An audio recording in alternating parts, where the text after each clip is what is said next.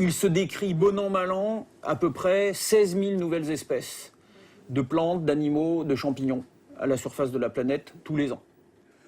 Il est vrai aussi que simultanément, l'approfondissement de la connaissance de celles qui sont déjà connues conduit également à faire passer en synonymie, ce qu'on appelle, c'est-à-dire à considérer que des espèces décrites auparavant ne sont pas des espèces valides.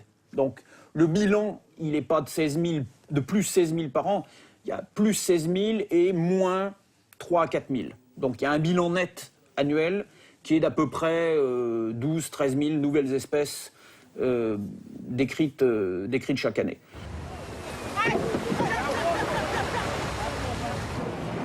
En 2006, Philippe Boucher co-organise l'une des plus importantes campagnes d'inventaire de ces dernières années.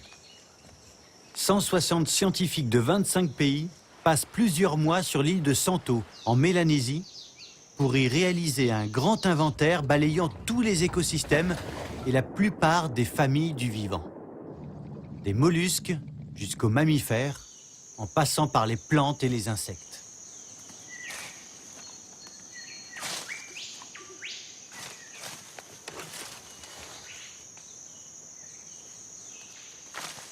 Le but, en rassemblant autant de chercheurs travaillant sur autant de groupes différents, c'est de prendre une sorte d'instantané, aussi exhaustif que possible, de la biodiversité en un point précis du globe.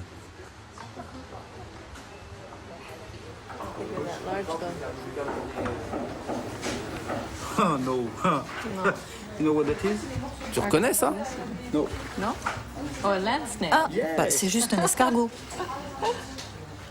Le public imagine souvent que c'est formidable, on va sur le terrain, on va à Santo, il y a plein d'espèces nouvelles et qu'on découvre les espèces nouvelles sur le terrain. Et qu'il y a Eureka. En fait, très généralement, c'est pas du tout comme ça. Très généralement, le scientifique sur le terrain, au mieux, il va avoir une présomption de découverte. Il va dire, tiens, il y a ce truc-là, ça me dit rien. Donc, sur le terrain, au mieux, il y a cette présomption de découverte, et au pire, on engrange des observations, des données, et puis on documente ce qu'on observe et ce qu'on collecte.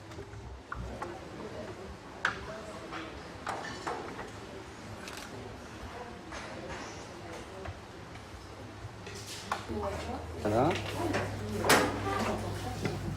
Voilà. Ben, celui-là, oh, il est vraiment... Il est énorme. On sait qu'en Antarctique, dans les eaux froides, il est très grand. Et ça, c'est pas c'est pas les appendices qui caractérisent le mâle, ça? Dont ils ont les œufs, je sais pas, il me semblait que... Et alors cette bête, elle est très particulière, donc c'est partie des arthropodes, comme les crustacés, les insectes et tout ça. Mais celui-là est très bizarre parce qu'il n'y a pas de corps. Et il est surnommé aussi pentapode, parce qu'il n'y a que des pattes. Tout est dans les pattes.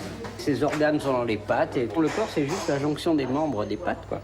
Bon, donc ça existe un peu partout, mais généralement, ceux qu'il y a dans les milieux tempérés, ils sont tout petits comme ça. Moi, je dois dire, je crois que c'est le plus grand que j'ai jamais vu. Hein. Oh bah alors, une belle tu vas envergure, pouvoir prendre ta retraite l'année prochaine. Exactement. Il y a une génération, c'était facile. Il y avait 1,5 million d'espèces décrites. Il y en avait encore autant à décrire. En gros, en poursuivant l'effort avec la même intensité, on allait y arriver. Ce qui s'est produit je dirais, au cours des 30 dernières années, ça a été, la prise de conscience que la biodiversité est 10 fois plus vaste que ce qu'on croyait jusqu'ici, et deuxièmement, que le tiers, le quart ou la moitié de celle-ci va s'éteindre pendant notre siècle.